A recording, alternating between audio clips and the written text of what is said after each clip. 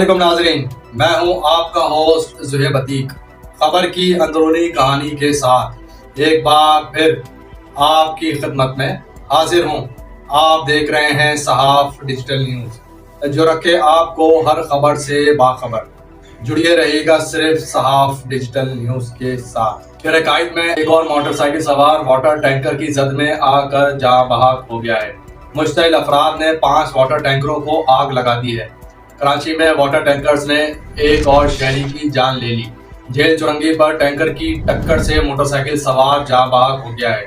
वाक़े के बाद मुश्तइल अफराद ने 5 वाटर टैंकरों को आग लगा दी है। इत्तला मिलते ही पुलिस और रेंजर्स की भारी नफरी जाए वक़ुआ पर पहुंच गई है, जबकि फायर ब्रिगेड का अमला आग बुझाने के लिए पहुंच गया है।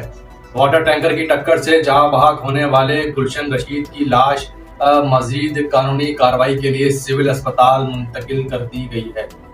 पुलिस ने जेल चुरंगी ट्रैफिक हादसे में शहरी की हलाकत के जिम्मेदार ड्राइवर समेत 2 अफराद को गिरफ्तार कर लिया है।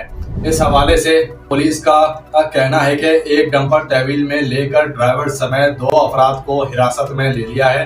हिरासत में लिए गए अफराद में इस्माइल और इनामुल्लाह शामिल हैं। डंपर की टक्कर से मोटरसाइकिल सवार रशीद जाँ बहक हुआ था, जिसके बाद मुश्तइल अफराद ने 5 वाटर टैंकरों को आग लगा दी है। याद रहे कि कराची में हैवी ट्रैफिक से हादसात में इजाफे के बाद कमिश्नर कराची हसन नकवी ने शहरियों की हलाकत का नोटिस लेते हुए डंपर्स के ड्राइवर्स के खिलाफ एक्शन का हुक्म दिया था। कमिश्नर कराची ने पुलिस को हिदायत की थी कि तेज रफ्तार डंपर्स के खिलाफ मुकदमा दर्ज किए जाएं। कराची में डंपर्स के मुकम्मल दस्तावेजात की जांच पड़ताल भी की जाए। डंपर्स ड्राइवर्स के दस्तावेजात की जांच पड़ताल भी की जाए। दूसरी जानिब सिंध हुकूमत ने दिन के औकात कार शहर में डंपर के दाखिले पर पाबंदी का फैसला भी किया था। डंपर्स को रात 11 से सुबह 6 बजे तक शहर में दाखिले की इजाजत दी गई थी। वाज़ेह रहे कि कराची में तेज रफ्तार डंपरों की जद में आकर रवां साल के इब्तिदाई 40 अय्याम में जाँ बहक अफराद की तादाद 100 से जायद हो गई है। कराची में साल 2025 शुरू होते ही हैवी ट्रैफिक के नाम पर टैंकरों, कंटेनरों, ट्रकों ने शहरियों को सड़कों पर बेदर्दी से कुचलकर इनकी जान लेना शुरू कर दी है। हुकूमती पाबंदियां भी उन्हें लगाम डालने में मुकम्मल तौर पर नाकाम नजर आ रही हैं।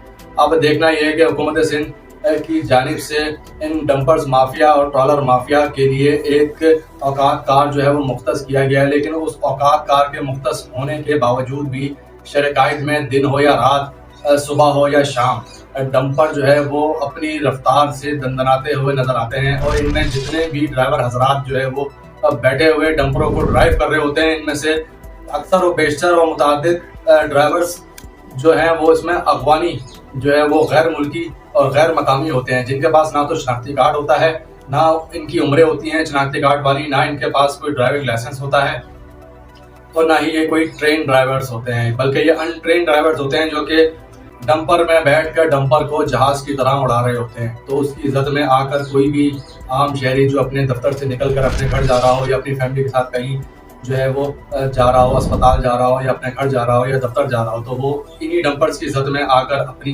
कीमती जानों से हाथ धो रहे हैं। अब देखना यह है कि क्या औकात कार जो है वो तय होने के बावजूद, इनकी टाइमिंग्स तय होने के बावजूद भी इनको लगाम डाली जाती है, या इसी तरह से शहरी जो है इन डंपर्स के नीचे आकर लुकमा अजल बनकर अपनी कीमती जानों से हाथ धोते रहेंगे। ये तो आने वाला वक्त ही बताएगा कि क्या होने जा रहा है। जी